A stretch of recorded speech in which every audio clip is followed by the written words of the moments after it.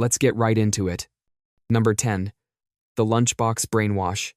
It is 1,985, and Kraft has a massive problem. They are sitting on tons of excess bologna that nobody wants to buy, and their sales are tanking. But then, a genius at Oscar Mayer had an idea that would fundamentally rewire how an entire generation of American children ate lunch. They noticed a growing psychological pain point: mom guilt.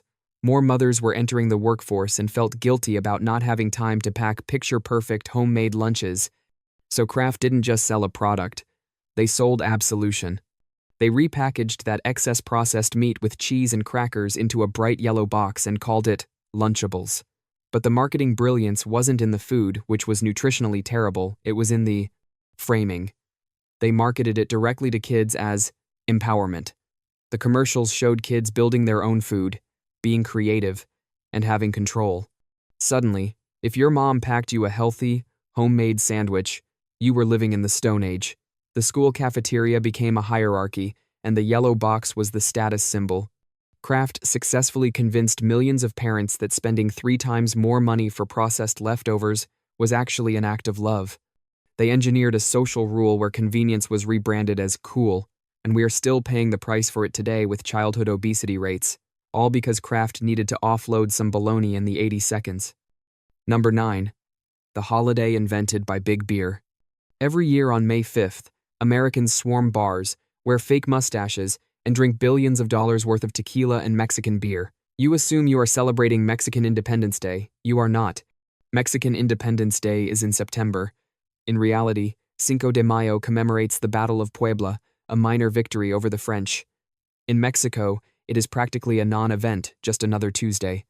So why does America shut down to party? Because in 1989, Anheuser-Busch and Corona importers looked at their sales calendar and saw a terrifying gap. There was a massive dry spell between the Super Bowl in winter and the 4th of July in summer. They needed a reason for Americans to drink in the spring. They took this obscure regional holiday and poured millions into advertising, linking Mexican heritage exclusively with excessive drinking. They sponsored parades, flooded college campuses, and created a pseudo-cultural event entirely manufactured for profit. The campaign was so effective that today, Americans buy more beer on Cinco de Mayo than they do on St. Patrick's Day or the Super Bowl. We aren't celebrating history. We are celebrating a marketing strategy that convinced us cultural appreciation requires a hangover. Number 8. The billion-dollar manufacturing mistake. In 1907, the Scott Paper Company faced a logistical nightmare. A manufacturing error resulted in an entire railway car filled with toilet paper that was way too thick to be flushed. Most companies would have recycled it or taken the loss. Instead, they invented a problem so they could sell the solution. They cut the thick paper into sheets and marketed them as Sani towels. But to sell them, they had to declare war on the reusable cloth towel. Before this, everyone used cloth towels in restrooms and kitchens. It was normal. Scott Paper launched a smear campaign, labeling cloth towels as germ factories and disease spreaders. They played on the public's growing fear of bacteria, convincing businesses and housewives that the only sanitary way to dry hands was to use a disposable sheet once and throw it away. It worked.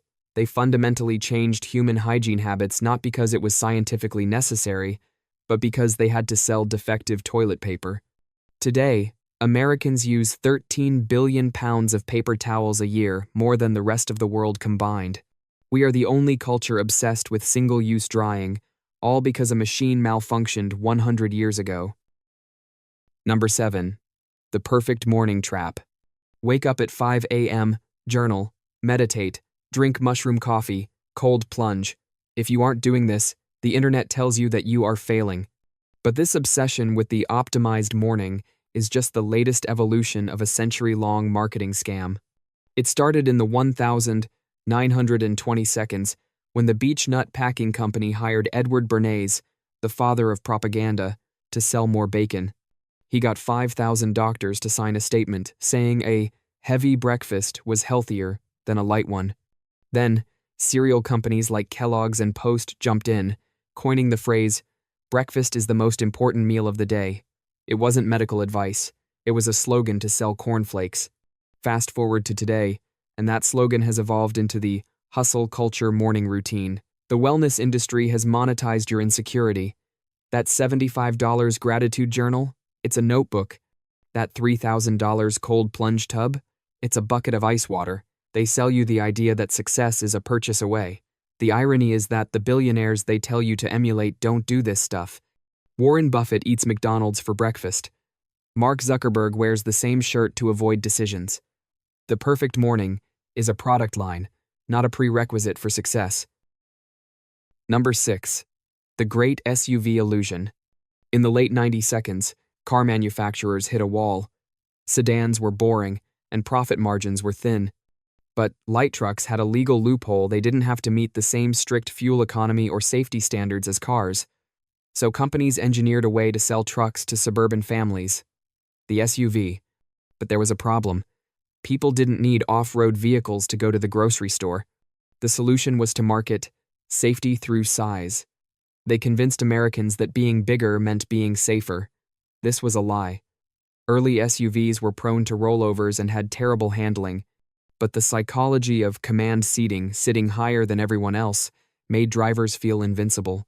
They marketed these gas guzzlers as lifestyle vehicles, selling you the fantasy that you might go kayaking or mountain climbing at any moment, even though statistics show 90% of SUVs never leave the pavement. They convinced us to trade efficiency and actual safety for the feeling of dominance. Now, regular cars are going extinct, and our roads are filled with tanks, all because car companies found a regulatory loophole they could exploit for higher margins. Number 5. The $200 natural face. There is nothing natural about the natural beauty movement. In fact, it might be the most brilliant scam the cosmetics industry has ever pulled. Historically, makeup was visible, red lips, dark eyes. You bought a few products, and you were done. This limited how much the industry could sell you. So, they shifted the goalpost. They created a new standard. Your skin, but better. This sounds liberating, but it actually requires more products, not fewer.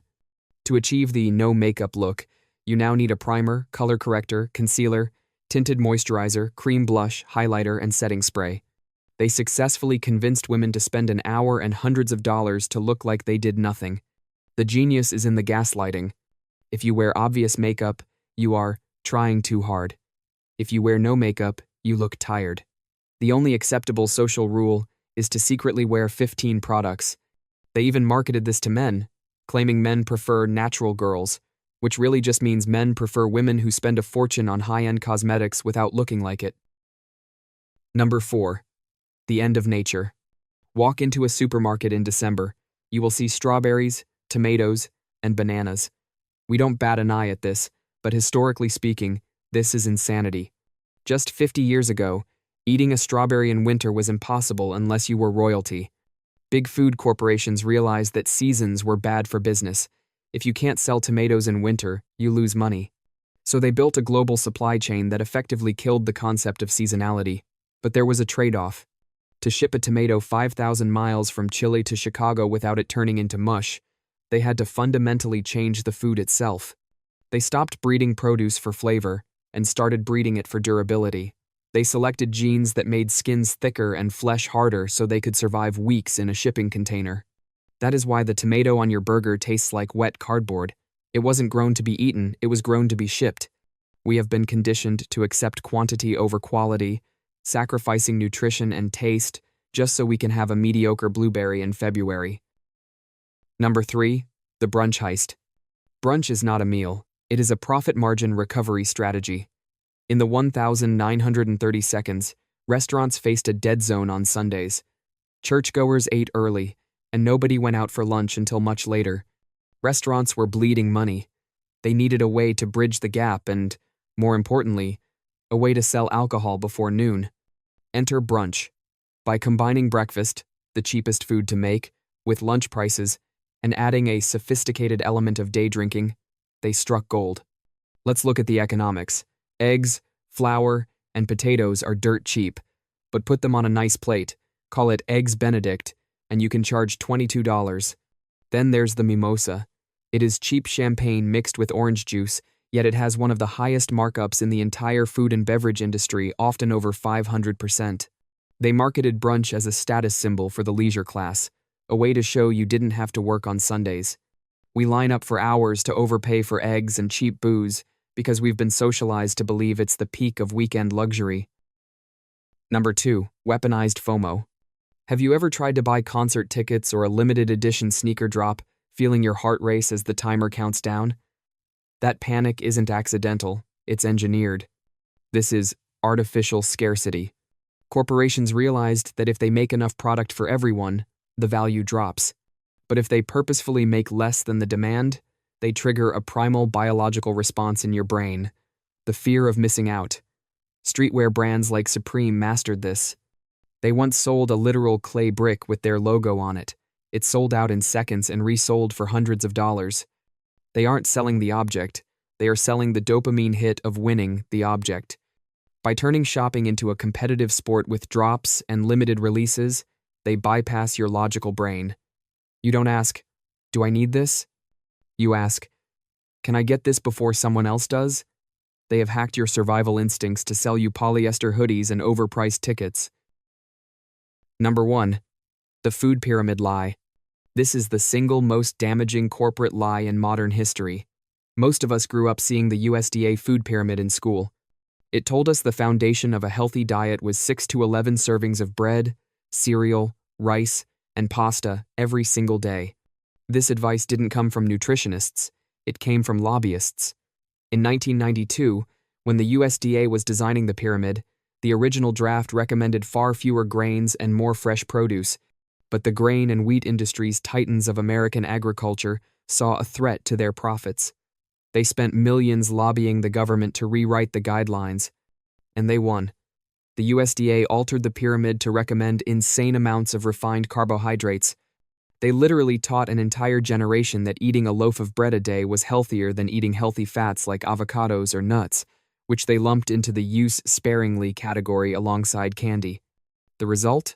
An explosion in obesity and type 2 diabetes that correlates almost perfectly with the adoption of these guidelines. We didn't get fat because we lacked willpower. We got fat because we followed the instructions designed by the people selling us the cereal. That's all for today. If you want to know what else you've been lied to about, hit subscribe.